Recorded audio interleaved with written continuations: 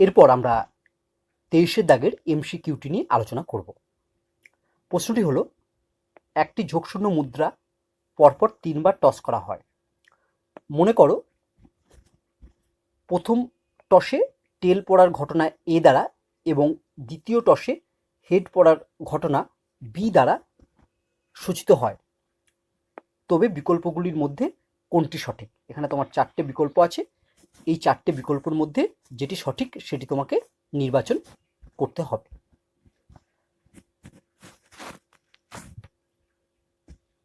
চলো আমরা এই প্রশ্নের এবার উত্তর করি। অ্যান্সার, প্রথমেই আমরা ধরে নিই যে ধরি নমুনাদেশ এস,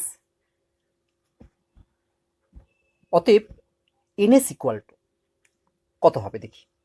দেখো, একটা ঝোঁকশূন্য মুদ্রাকে পরপর 3 বার টস করা হয়েছে। আমরা জানি যে একটা মুদ্রাকে টস করলে হয় হেড পড়বে না হলে টেল পড়বে। তাহলে কটা পয়েন্ট হলো? 2টো পয়েন্ট হলো। তাহলে একটা মুদ্রাকে যদি আমি একবার টস করি তাহলে হয় হেড পড়বে না হলে টেল পড়বে, অর্থাৎ 2টো পয়েন্ট হবে। তাই এনএস ইকুয়াল টু হবে 2 টু দি বার, এবার হচ্ছে কবার টস করব আমরা? 3 বার, তাই আমরা লিখব 2 to the bar 3 equal to 8। এবার দেখো বলেছে প্রথম টসে টেল পড়ার ঘটনা এ দ্বারা প্রকাশ করা হয়। তাহলে এ ইকুয়াল টু আমরা কি লিখতে পারবো? দেখো, এর মধ্যে সেই সব পয়েন্টগুলো থাকবে বা সেই সব এলিমেন্ট থাকবে যাদের ক্ষেত্রে প্রথম টসেই টেল পড়বে। আমি তো 3 বার চালবো একটা মুদ্রাকে, তাহলে এই এর মধ্যে সেই সমস্ত এলিমেন্টগুলো থাকবে যে ক্ষেত্রে প্রথম টসে টেল পড়েছে। প্রথম টসে অবশ্যই টেল পড়বে, দ্বিতীয় আর তৃতীয় টসে যা খুশি পড়তে পারে, সেটা হেডও পড়তে পারে টেলও পড়তে পারে। কিন্তু এই এর মধ্যে যে সমস্ত এলিমেন্টগুলো থাকবে তাদের প্রত্যেকের ক্ষেত্রেই প্রথম টসে টেল থাকবে। তাহলে দেখো এ ইকুয়াল টু আমরা লিখতে পারি বা বলতে পারি এ ইকুয়াল টু যে সেটটি আমরা লিখবো সেটি হচ্ছে, প্রথমে দেখো আমরা লিখতে পারি এটা টেল টেল টেল, অর্থাৎ আমার দেখো এখানে প্রথম টসে টেল পড়েছে, বাকি যে 2টো টস আছে সেক্ষেত্রে যা খুশি পড়লেই চলবে। আবার দেখো এরকম হতে পারে টেল হেড হেড, এক্ষেত্রেও দেখো প্রথম টসে আমার টেল পড়েছে, বাকি 2টি টসে হেড পড়েছে। আবার দেখো এরকম হতে পারে প্রথম টসে টেল পড়েছে, দ্বিতীয় টসে টেল আর তৃতীয় টসে হেড পড়েছে, কিন্তু আমার এখানে প্রথম টসে টেল আছে, তাহলে এটিও এর মধ্যে অন্তর্গত হবে। আর একটি হতে পারে, সেটি হলো টেল হেড টেল। দেখো এক্ষেত্রেও প্রথম টসে আমার টেল আছে, তাহলে এ সেটটি হবে এই সেটটি। এবার আমরা লিখব বি ইকুয়াল টু, দেখো বি হচ্ছে সেই ঘটনা বা সেই ইভেন্ট যেখানে দ্বিতীয় টসে হেড পড়বে। প্রথম টসে যা খুশি পড়তে পারে, টেলও পড়তে পারে হেডও পড়তে পারে, আবার তৃতীয় টসে যা খুশি পড়তে পারে, কিন্তু দ্বিতীয় টসে হেড পড়বে। অর্থাৎ প্রথম টসে যা খুশি পড়তে পারে কিন্তু দ্বিতীয় টসে হেড পড়বে, আবার তৃতীয় টসে যা খুশি পড়তে পারে। তাহলে আমরা বি ঘটনাটি লিখে ফেলি।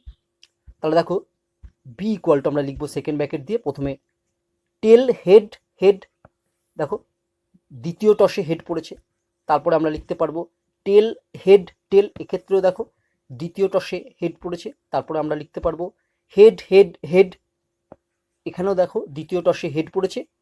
আর একটি আমরা লিখতে পারবো সেটি হচ্ছে হেড হেড টেল, এক্ষেত্রেও দেখো আমার দ্বিতীয় টসে হেড পড়েছে। তাহলে বি ঘটনাটি আমার লেখা হয়ে গেল। এবার আমরা অতএব এ ইন্টারসেকশন বি এই ঘটনাটি নির্ণয় করব। দেখো এ ইন্টারসেকশন বি মানে এ ও বি এর মধ্যে কমন যেগুলো আছে সেগুলোই আসবে। দেখো এ আর বি এর মধ্যে কমন আছে এই টেল হেড হেড আর এই টেল হেড হেড, এটা কমন। আর একটি হচ্ছে tail head tail, tail head tail common. তাহলে A intersection B equal to আমরা লিখতে পারবো টেল হেড হেড আর টেল হেড টেল। অতএব এন এ ইকুয়াল টু 4। দেখো এ নমুনাদেশ বা এ ঘটনার মধ্যে 4টে পয়েন্ট আছে। একইভাবে আমরা লিখতে পারবো NB ইকুয়াল টু 4। দেখো বি ঘটনার মধ্যেও 4টে এলিমেন্ট আছে এবং n of A intersection B equal to দেখো আমরা লিখতে পারবো 2, কারণ এ ইন্টারসেকশন বি এর মধ্যে 2টো এলিমেন্ট আছে। অতএব P of A equal to কত হবে না, P of A equal to আমরা জানি n of A by n of S. দেখো এন অফ এ হচ্ছে 4 আর এন অফ এস হচ্ছে 8। এটাকে যদি আমরা কাটাকাটি করি তাহলে ইকুয়াল টু আমরা পাবো হচ্ছে হাফ। এরপর আমরা বার করব P of B equal to হবে এন অফ বি মানে হচ্ছে 4 বাই এন অফ এস মানে হচ্ছে 8। 4/8 মানে এটা হচ্ছে হাফ। আর সবশেষে আমরা বার করব P of A intersection B equal to হবে n of A intersection B মানে 2/ns, ns মানে 8, 2/8 মানে হচ্ছে 1/4।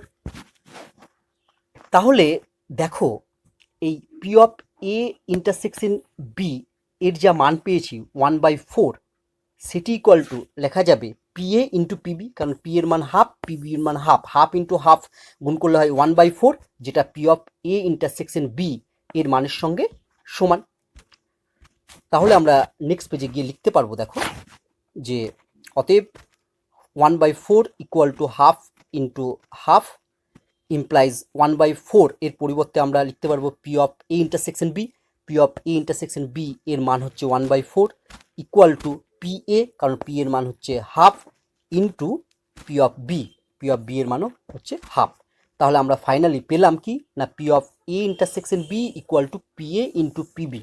আমরা জানি এইরকম হলে কি বলা যায় না, এইরকম হলে বলা যায় যে অতএব এ ও বি স্বাধীন, বা বলতে পারে এ ও বি ঘটনা দুটি স্বাধীন।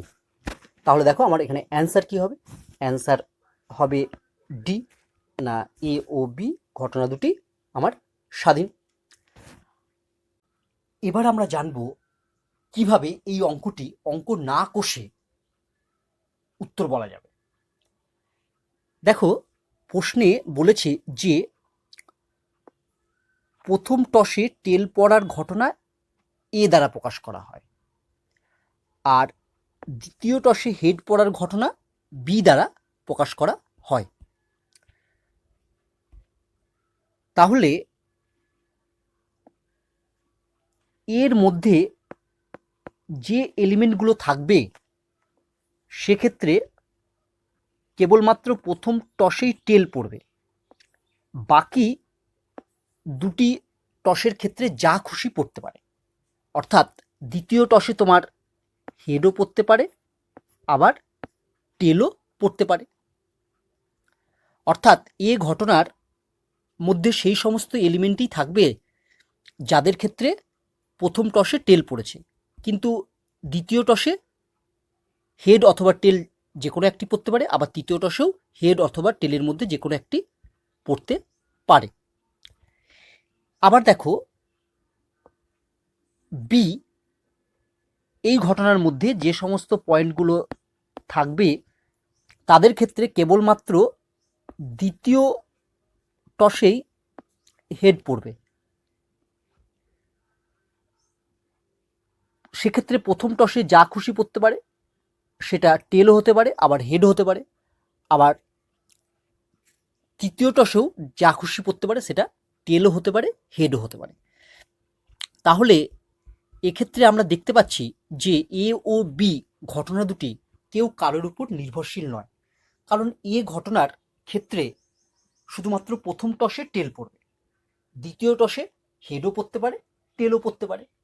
তাই এ ঘটনাটি বি ঘটনার উপর নির্ভরশীল নয়। আবার দেখো বি ঘটনার ক্ষেত্রে দ্বিতীয় টসে কেবলমাত্র হেড পড়বে, সেক্ষেত্রে প্রথম টসে টেলও পড়তে পারে আবার হেডও পড়তে পারে, টেল হেডের মধ্যে যা খুশি প্রথম টসে পড়তে পারে। তাই আমরা বলতে পারবো বি ঘটনাটি এ ঘটনাটির উপর নির্ভরশীল নয়। তাই এক্ষেত্রে এ এবং বি উভয় ঘটনায় কেউ কারোর উপর নির্ভরশীল নয়। যেহেতু এ এবং বি পরস্পরের উপর নির্ভরশীল নয়, তাই এ ও বি ঘটনাদ্বয় কি হবে না, এ ও বি ঘটনাদ্বয় হবে স্বাধীন। তাই অ্যান্সার হবে ডি, এ ও বি স্বাধীন।